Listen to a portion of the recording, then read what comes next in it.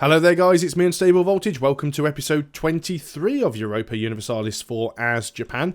We are at war with Korea. We knew it was going to happen again sooner or later. We actually ended up going to war with them a little bit earlier than we expected due to some unfortunate timing with Yeren deciding to declare war on them, and I had to decline the call and I jumped in very, very quickly to take Korean lands before Yeren start doing it. We do have a little naval battle over here. Again, we're rolling zeros to the AI's 8, which is fairly standard. Looks like someone's actually just come over there with a few ships to help us. Couple of galleys. We did, again, win the battle. We took some damage, but we won the battle. Who was that? That's actually Jiangsu. They've got some ships of their own. It's going to be a month or two before we actually get this siege over here, so we don't need to, I mean, they're repairing up as well, but they have lost ships. Yeah, we're actually making a little bit of money now that I've got my trade fleet running. Maybe I had them on go home at war, I don't know, but for some reason they were all docked up, which wasn't ideal. So, we'll allow things to continue. Have we lost any ships? Are we below our... No, we were on 46 of 46. We've just increased our limit. We can go ahead and invest in admin tech. We're not going to do it right now, and the reason for that is because we are going to want to core a lot of stuff shortly. 0% chance that we're actually going to be able to grab this on this tick. We are 1 month away from almost being repaired here. There we go, all at 100%. So let's move you all out into the sea. And again, Jiangsu is helping us to blockade out here. We're only... Well, they're moving off again now. We're not 100% blockaded, but it will help overall. So, maybe this will be enough to completely eradicate Korea from the map. We shall have to see. We don't want to end up being too overextended. But getting rid of Korea completely and taking all this land for us is going to be really, really powerful for us. That should have also broken our... See, Korea's still got some men, but they're just sort of traipsing around in Yeren up here and not really being that much of a problem. So we have gone ahead and got a 100% war score now on Korea. Do we actually want this battle to finish? Is it even worth it? Is there any point to it? We're not going to gain anything from it, are we? Even if we sink their navy, if we can fully annex them. So what do we want for them? Right, what can we get? We want at least these 3 provinces. Obviously, some of them we don't have claims on, so they're quite expensive. We said we wanted to grab that. We do have a claim on it. It'd be nice if we could also grab that. We're up to 68% overextension already. That puts us on 76% overextension. That puts us on 87%, though we don't have enough to take that either. That would give us some prestige, cost us 36 Diplo, which I'd sooner not lose, but we can keep it. Aggressive expansion is only with Korea. Nobody else cares at all. How much money are you going to give me? All of it. And we don't have enough to take war reparations, but we've got some decent money from them. So let's go ahead and do that. So we will accept that. They'll rebuild their navy anyway, won't they? Let's just let this battle finish a little bit. Try and sink some of their ships if we can. There we go. Sank their ships. So now we'll go back. And we will take everything that we wanted to take. So, send demands. There we go. Now, none of these ships are below 25%, so we can instantly just dot them up and mothball them. We've got a lot of coring to do here. Korea's no longer a valid rival. Let's just go ahead and get these guys to join back up. So, we might have a lot of potential rebel uprisings here. So, what we need to do is we need to make sure that any provinces that we've just taken have their autonomy increased. I think it was just those ones, wasn't it? Oh yeah, and this one. And this one. So it's a lot of rebellion. We've got high overextension, but it's not over 100%. So we are going to go ahead and core all of these. We can afford to do it. Costly trade embargo. We need to revoke the embargo. We can't do that until now. There we go. So it does mean that there are now a couple of provinces left that Yeren can attempt to take. I'd prefer it if they didn't. I'm actually losing money right now. Why is all of that? Is it army maintenance? Fleet maintenance isn't helping either, is it? Let's go ahead and mothball you. Don't want to be paying for you. Oh, we've got some extra forts. There's part of the problem. I don't think we need these forts anymore, especially now we don't really have to worry about Korea. So we're actually going to destroy these castles completely, and that'll save us a couple of ducats. We've got another one here. We don't need you, so let's get rid of you. There we go. And yep, I think that's pretty much all that we've got. Now let's go ahead and make sure that we stand our armies at least in some of the provinces that we've captured, because that will help to reduce any unrest. We will still get some, it's going to happen, especially while we've got high overextension. Still got too many diplomatic relations. Yerevan doesn't like us. The only thing we have with Yerevan is a royal marriage. So hopefully that'll go away soon. So as soon as somebody dies. Can I keep fabricating any claims on these guys? Is there anything left? No, there isn't. Now, it may well be that they end up... No, it looks like they finished their war with Korea, actually. It was probably invalidated, because they couldn't take what they wanted. So we still have a couple more provinces to take from Korea in the future. Units suffering casualties, as we expected. Now, unfortunately, we are still over... No, we're not over our military leaders anymore, because our power projection is on 53. Now, we do have too few... Well, we don't have too few rivals. We only have one rival, which is Wu. We can rival Ming, which I don't think we want to do directly. Wu, however, is an interesting proposition. Can't even fabricate any claims on him at the moment. We should definitely be able to get open borders through Ming as well. Now, we also, because of the Korean Bay, share a border with Yan. So we can now go over here and start fabricating claims on him as well. I know I said, like, at the beginning of this series of videos that I didn't want to expand too much because we just end up behind in terms of tech and stuff, but... yeah, I think taking people over is going to be really good for us. How are things going over here? We're still colonising well. There is still revolt risk here. It is going down. It's the wrong religion, of course. We will need to convert that as soon as we can. Do we have any potential rebel factions? Let's just have a quick look there. It is under stability and expansion. Independence for Jiangsu. Where are you guys?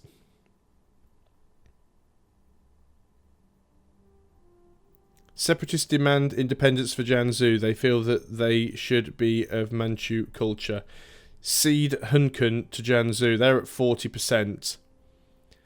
Lose a lot of money or lose stability. Again, don't really want to do either. We'll take the hit on money at the moment, though, because... we really don't want to be spending admin points boosting up stability. So one of the places that is likely to get some separatists is this place. So let's go ahead and move that army up there. Again, we really just need the overextension to go away. Once we get rid of the overextension, that is going to improve things with us quite a bit. What is... You're at 200. You love us to pieces. I could have actually ceded this province to them, actually. That wouldn't have been a bad idea. I should have thought about that. If I'd have given this province to Jiangsu, I could have actually made my my march bigger. And in fact, I don't really want to have to deal with this. So let's go ahead and just cancel the core. We'll get the admin points for that refunded. It's not worth an awful lot anyway. And then what I can do is then sell that to these guys. So if I go over here and sell them a province, I can try and sell them this province. They probably won't give me any money for it. They might give me a little bit. There we go. Sell it for 60 ducats. No longer my province, no longer my problem. And it makes my march a little bit stronger. Which is what I actually intended to do. I had considered that if I ever went to war with Yerevan or Ming, that I would give some of these provinces to them and make them a little bit stronger. We probably will integrate them at some point in the future. But having a march is useful. They're very weak for a march at the moment, though, which is something that I'm struggling to comprehend. I don't know why they are so low. So we're no longer over our military leaders. We've got a potential rebel uprising, which is the Korean separatists, which is not surprising. There's unlikely to be anything we can do about them. They are probably going to pop. But we've got plenty of men down here. We'll just have to deal with them. We can grab another Diplo idea, which would be Global Empire. It would increase our naval force limit, and it would give us a national manpower modifier. Now, we're well behind on Diplotech, but we've got an idea group finished. That's good. Got an idea group finished. We can now start to catch up on these. Doesn't even say we're ahead of time. It's just neighbour bonuses.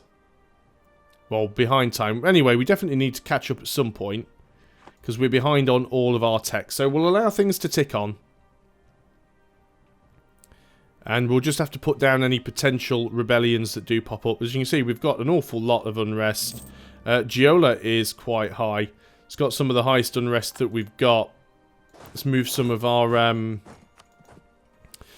guys down here. Now we have a permanent CB against primitives as well, so we no longer have to fabricate against natives if we want to go and attack them. That'll be ideal when we start colonising on the west coast of the USA, because we'll be able to start attacking those people. Okay, stuff has happened. Let's make sure we're paused here. So our king has died. We've got our new guy who's a 333. He's not terrible. Meow's offered us a royal marriage. We already had one. We will accept that. Now, hopefully that's broken our royal marriage with Yeren. And indeed it has. So we no longer have a royal marriage with Yeren, which means we could, if we wanted to, go and attack them. Probably want to wait for some of these rebel uprisings to go away. We'd also like to probably continue our royal marriage with Ming. Now then, where are we in terms... Right, we want to be at least at +1 stability. It makes sense to be at least +1. I know I keep saying I don't want to spend admin, and I really don't, but I don't like being at 0 stability. Bad things tend to happen. Not as bad as they are when you're in minus stability.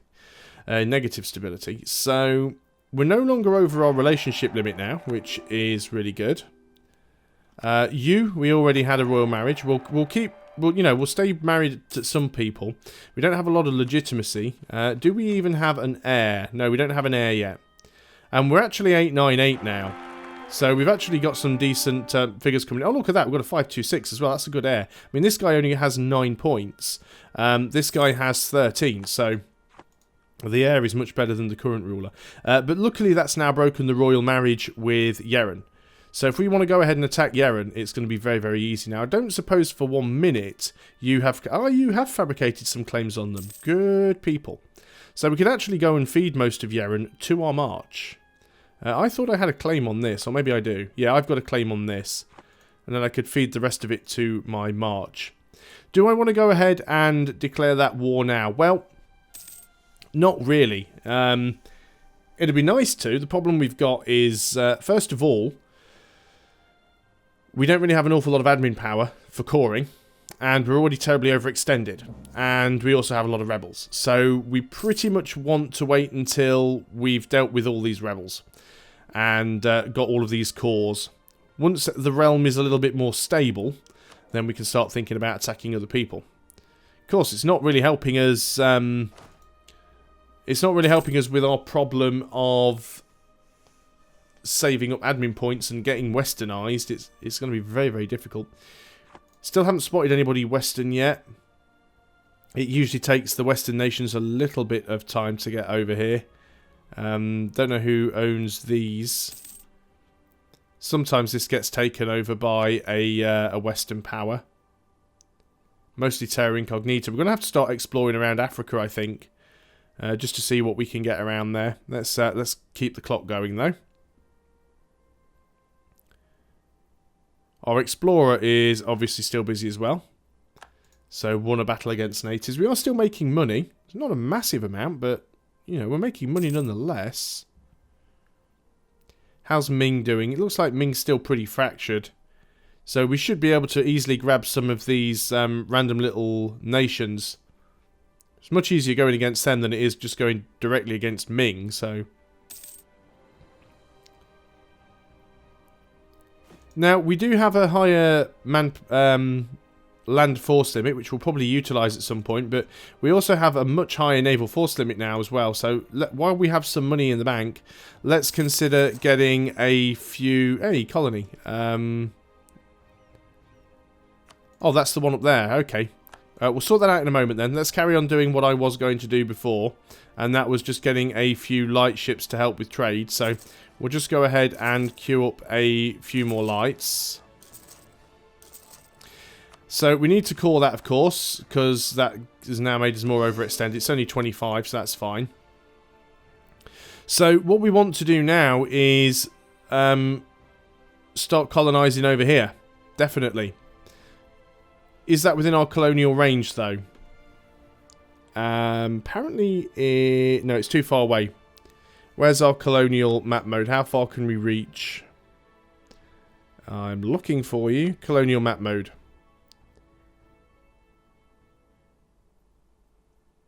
Even this province is too far away.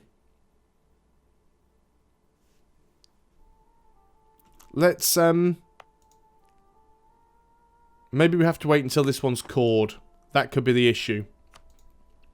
We'll keep our eye on it and wait until this one's cored. I don't see how this province can be too far away. It's actually saying that's its distance. Oh no, that's its distance from Kamchatka. Yeah, there it is. Look, it's the description is in the name. It says that the distance away from our closest unblockaded core province with a port, which is currently this province, possibly. Or is it this one, because the port's on the other side? Yeah. So, the port for this one, which you probably can't see, is here. Here's the port. So, the closest port is this one, which is here. So, it's actually measuring the distance from there to there, which is too far away. But the port from this one to there should be closer. So, once this one's cored, we should be able to go over and start colonising. We might not be able to jump all the way over here, but we should at least start being able to move into, well, I guess that would be Alaska, wouldn't it, up there? So, we just need to wait for this core to finish before we can do anything else. How are things up here? Autonomy's ticking down. There's still quite a lot of unrest, mostly caused by separatism, a fair bit caused by intolerance. As soon as our missionary is finished, we could go ahead and try and flip that one over next, because it is shamanist. Try and get rid of that. Stop it from being a problem. I'm still expecting the rebels to rise up anytime soon. Looks like Muscovy's there. They still haven't formed Russia yet. So we're getting to see a little bit more of what is going on in the world. Now we could take another military idea. Land leader maneuver. Could be nice. It only affects new leaders, so there's no point in grabbing it yet. We'll probably just wait again and save up to try and get the next military tech. We will eventually finish off Korea. There won't be an awful lot left of them. As for anybody else, what do we really want to do? Oh, another colony has become self-sustaining. Okay. So we have to keep these cores up, otherwise we're going to end up with rebellions. Because we'll be overextended. So, we want to start grabbing some of these. A lot of natives in some of these provinces. Let's move into this one. Why not? We're going to colonise as much of this island chain as possible, and then we'll start moving down here and grabbing Brunei and bits and pieces down there as much as we can. So we can lose 10 prestige and 10 legitimacy. We don't have a lot of legitimacy to get some admin power, or we can lose some ducats for prestige. We'll lose the ducats again. We're not making a lot of money. Why are we losing so much money still? Still mainly army maintenance that's costing us the most. I'm assuming we are fully reinforced. Yeah, we're fully reinforced. But I really don't want to drop my army maintenance while we are expecting rebels to pop. That would be a very bad idea. Now, we've probably got 100% control now over the Nippon trade node here. We're still 91%. We could send our ships somewhere else now. We've got one merchant up here who is pushing forwards. But instead of collecting in our own trade node, we could go and collect in another trade node. Unfortunately, we don't have an awful lot of trade power in other nodes. Can we actually see any trade nodes up here? We actually can. We could send our trade fleet up here and we could try and push forwards, because all of this trade... Is that the top line or the bottom line? It's difficult to see when these two lines cross one another. So that triangle there is coming from the top one. And that is going to the top one. So that is going into Girin. So the one that goes into Nippon is actually the one down here that we can't see. So we could potentially push trade from California down, but it seems a little bit pointless doing that right now. So what I might do is look at our trade, see how much money we're making from that. Trade we are making 822. So let's move our guy out of there. Recall our merchant. So remember 822. And we want to send you over here to collect. Or do we want to send you down here? There's more money here. So you're going to collect from there. And then we will take our trade ships. And you're going to protect trade in Canton. So we'll wait until the end of the month and we'll see if we're making more than 822. So just trying to find ways to make more money. Okay, there's the end of the month. Local goods produce modifier. Well, let's check the trade before we hit that. No, we're actually making less now. So that is interesting. Okay, what about then if we keep the merchant there collecting, but we just move our trade fleet and put them back in the Nippon node? I always find that trade is a little bit sort of... trade's always a little bit of a sort of a mystery. It's a little bit hit and miss. We should be able to colonize over here now. It's not actually giving us our colonial range, though. Where are we? There we go. It still hasn't worked it out yet. Okay, now it has. So that is in range. Okay, so this is still the only province that we can reach. So we are going to need some ships to get there. Do we still want to leave you guys there? There is still a fair bit of unrest. How many natives are there over here? 500. We only need to send one guy over. That's fine. So, I'm going to do that on the next video. That's the first thing that we'll do, assuming that I remember. And we can go and start colonising over there. So, thanks a lot for watching, guys. Hope you're still enjoying this series of EU4. Remember, if you have enjoyed it, to consider leaving a like. And if you're new to the channel, please consider subscribing. And as always, if you would like to help support the channel, I do have a completely optional Patreon account. And the link to that is in the description below the video. So, until next time, goodbye for now.